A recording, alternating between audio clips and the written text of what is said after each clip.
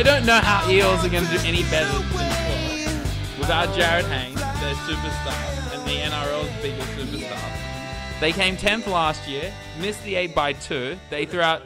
The 2 games they had to win one of them, was against Newcastle and against Raiders. They got hammered by Newcastle as well by 30 in the second last round. So tell me how the Eels are going to improve on last year without Jarryd Hayne.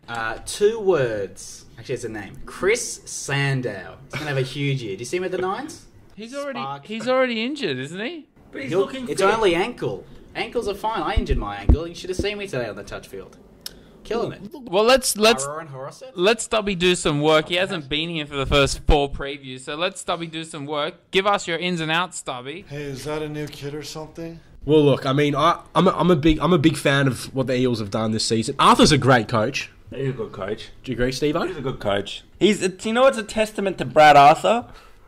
All these Manly players supposedly want to go play for him at the Eels. You know, he's got Watmough in. There's talk that Cherry Evans and Foran want to go there as well. So he must be doing something right. He turned that club around in a very short space of time. I don't think anyone expected him to be pushing for the 8 last year. And they were in it with a fortnight to go. I mean, in terms of buy as well, look, Adam Quinlan, he's not a bad player. He's not a bad player at all. I don't know if I'm being diplomatic here, but Koshy, He's a good backup. He's a good backup, but they got some good backs, a lot of good, solid forwards. Yeah, good forwards. Young forwards as well. Forwards. Lavaka's a good little young player. Their 20s team seems to always do very well, as might I add. Brad Takarangi's a handy pickup too. None of you have spoken about Nathan Peats yet either, who I think is going to be... Because he's not a new signing, Joel Moss. He's not, but I think he's going to be... I'm telling you now that there's a good chance that Peats will take it. If Peats is in form, he will take captain. He will take Hawk. Mind you, they don't have Hayne there. They got to do something than just bring Farah back in. Yeah, but so if Hayne's not there, they actually need someone with a bit more creativity at hooker. I think Nathan Peats is very underrated. I think you're selling him extremely short, Steve. But saying someone's not going to play Origin isn't selling them short. Steve, what do you think of the Eels this year? I think they're going to struggle. Bottom I of think the ladder? they'll drop from last year's finish, and I think they'll be around the 11 to 14th area. So basically, you're agreeing with me again. I think Stubby hit the nail on the head, though. The key thing for the Parra Eels is their young guys coming through, not the guys they've signed. They got Paulie. They've got... Which is this Moeroa. podcast season preview right now. They got Semi Rad. Brad Yeah. Takarangi can create from nothing. They've got... Reece Robinson's not a bad pickup. Still very fast. Could play fullback. I'd put him back. They've got an interesting... They're going to be an interesting team this year. They're going to be good to watch. Very interesting. Chrissy's always good to watch. Watmough's not going to make a difference. That's some experience, but when you want like a cool head, you don't think Anthony Watmough. You don't. You definitely don't.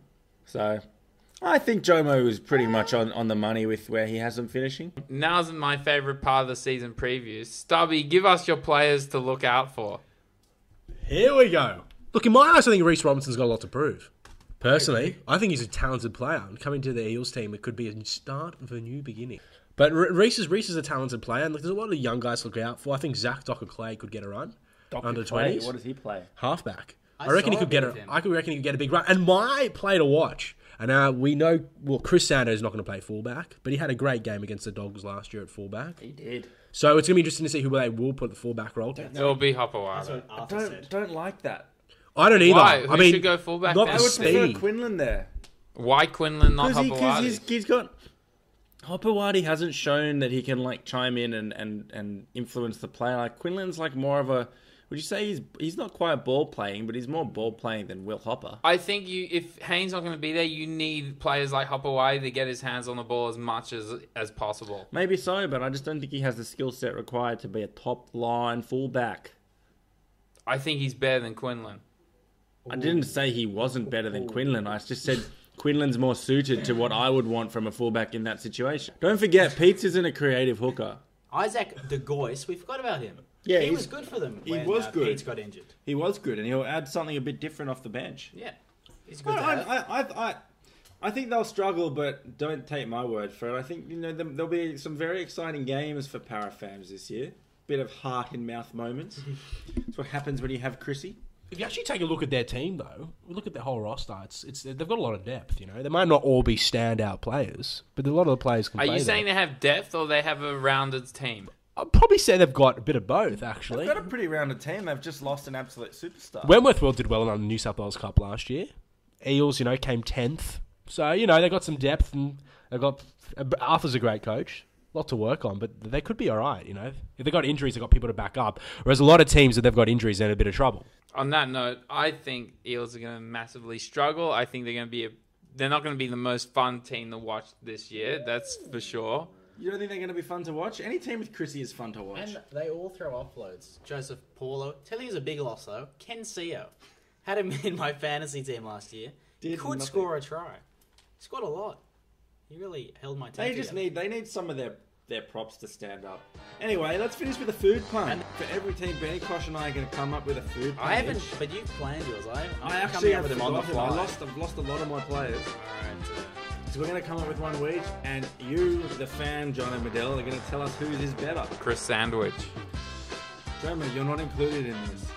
Benny Kosh, I'll let you go first. No, you open. I've got I'll open with penne, like the pasta, penne terrapo. I've got nothing. Nathan Peats Ridgewater. I already did mine. Tepe, Maror, and Choroses. It's very Jewish-centric. So there you go, John and Medell. Leave a comment. Let us know which is your favourite and the winner. What about Junior Paul low GI bread? That's terrible. You missed the easiest one. You could have done burrito Ferramo. Yeah, that's good. Bit of pulled pork. Yeah. Anyway, that's the Parramatta Eels. Thank you.